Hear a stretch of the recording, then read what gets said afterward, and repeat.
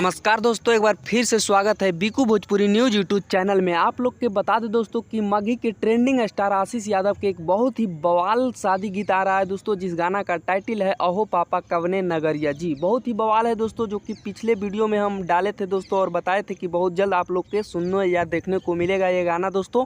और ये गाना फाइनली दोस्तों बेड इंटरटेनमेंट से रिलीज हो रहा है दोस्तों, तो जाइए आप लोग बेड इंटरटेनमेंट से सुनिए और तहलका मचाइए दोस्तों। जी बहुत ही वायरल सॉन्ग है दोस्तों शादी गीत, जो कि बहुत सारा वायरल हुआ है स्टूडियो वीडियो दोस्तों, जो कि हमारे शुरुआती वीडियो में देखे हैं।